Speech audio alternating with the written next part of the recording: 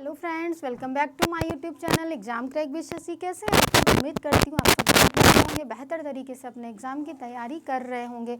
दोस्तों, आप अगर हमारे चैनल पर नए हैं तो सबसे पहले हमारे चैनल को सब्सक्राइब कीजिए। अगर आप गृह विज्ञान सब्जेक्ट से किसी भी एग्जाम की तैयारी कर रहे हैं तो आप एकदम सही जगह पर आए हुए हैं।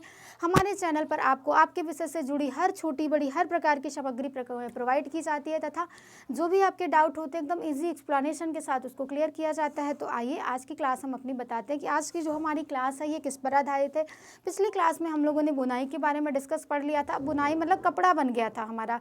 अब चाहे वो बुनाई विधि से बन रहा हो, निटिंग विधि से बन रहा हो या फिर हमारा फेल्टिंग विधि से बन रहा हो या घोलकों के द्वारा बन रहा हो, हमने कपड़ा बना लिया है। अब हमने कपड़ा बनाया है तो हम करेंगे क्या? उस पर परिसज्जा करेंगे। परिसज्जा करेंगे, सबसे पहले जो परिसज्जा करने का मोटिव होता है ये क्या होता है? अब हमारा जिस मशीन पर जैसे कपड़ा बन रहा है, करघे पर बन रहा है, मेन हम बुनाई को ले लेंगे क्योंकि 80% जो हमारा कपड़ा बनता है वो बुनाई विधि से ही बनता है। तो बुनाई किससे होती है? करघे से होती है।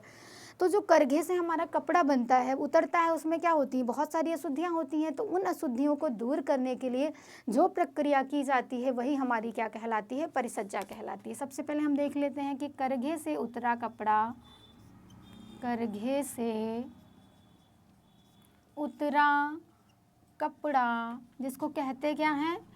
ग्रे या ग्रीस गुड्स। क्या कहते हैं? ग्रे या ग्रीस गुड्स बोलते हैं, जिसमें अनेक अशुद्धियाँ होती हैं, अनेक अशुद्धियाँ होती हैं। इनको दूर करने के लिए, इनको दूर करने के लिए जो प्रक्रिया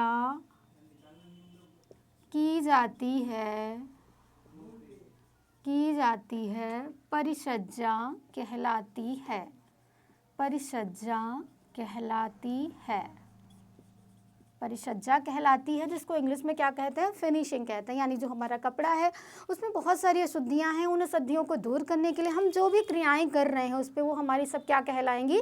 तो परिसज्जा कहलाएंगी। अब देख लेते हैं कि जो हमारी परिसज्जा है इसके फ़ायदे क्या क्या होते हैं। तो परिसज्जा के क्या हम देखेंगे?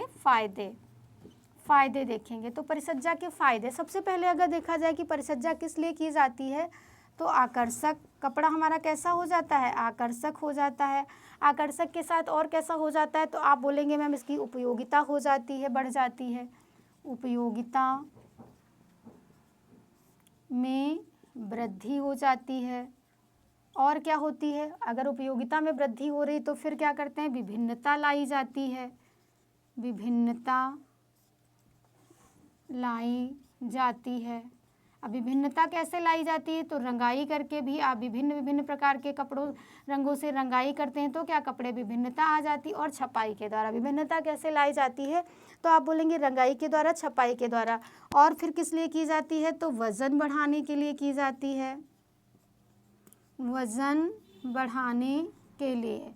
किस पर? तो सिल्क के कपड़े पर। जब हम लोगों ने सिल्क पढ़ा है तो हमने बताया था कि सिल्क पर क्या होता है? वेटिंग प्रोसेस होता है, यानी वेटिंग प्रक्रिया होती है। उसमें क्या किया जाता था? सिल्क के कपड़े का वज़न बढ़ाया जाता था। तो वो थी क्या? वो हमारी परिसज्जा थी। अब अगर हम देखें तो क्या हमारा कार्य क्षमता में वृद्धि है। कार्य क्षमता में वृद्धि हो जाती है। जब कार्य क्षमता में वृद्धि हो गई और क्या हो गया? तो बनावटी वस्त्र प्राप्त हो जाता है। बनावटी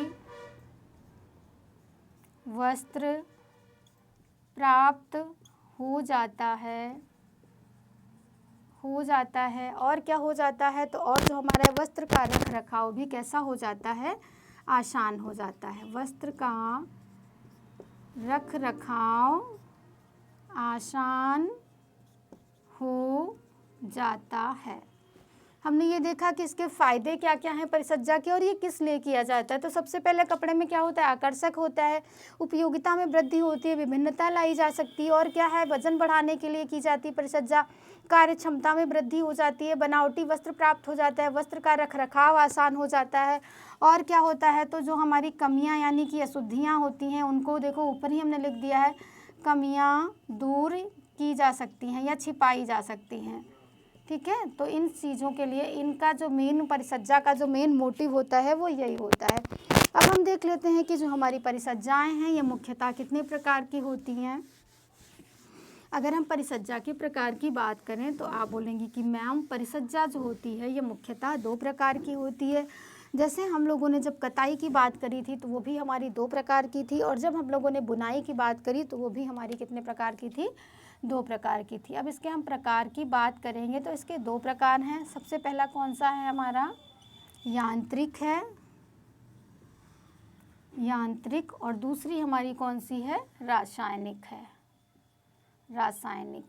यांत्रिक को हम लोग क्या कहेंगे, मैकेनिकल बोलेंगे,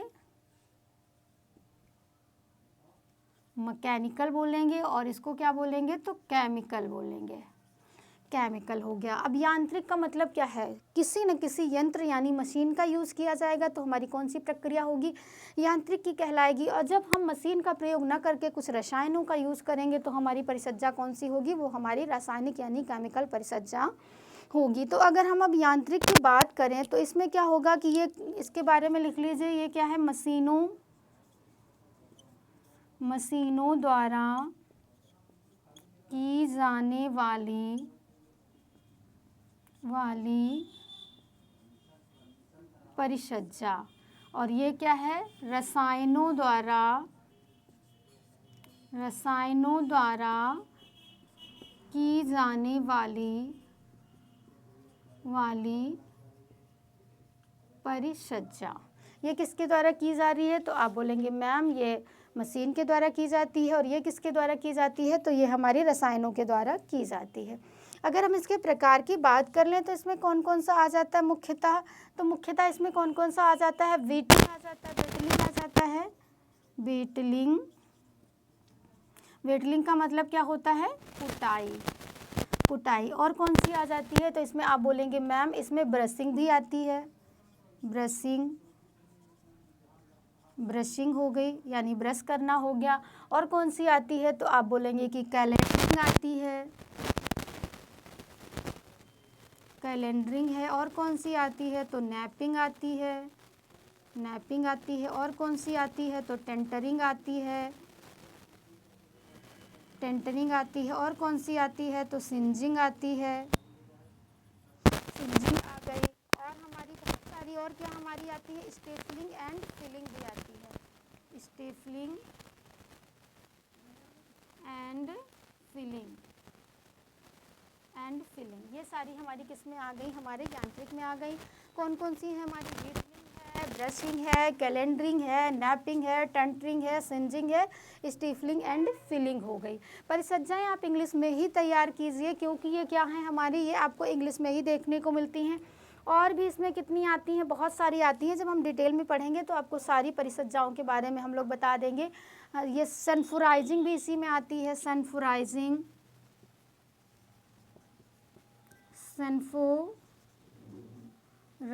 हो गई हमारी प्रक्रिया, एक सनफोराइजिंग की भी होती है, वो भी हमारी किस में आ जाती है, इसी में आ जाएगी। अब हम अगर रासायनिक की बात करें तो जो रासायनिक है इसमें हमारी मुख्यतः कौन कौन सी आएंगी, मर्सराइजिंग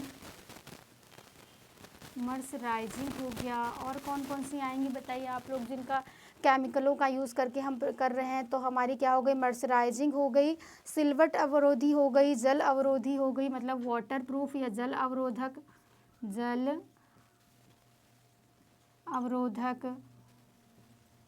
फफूंद अवरोधक, अग्नि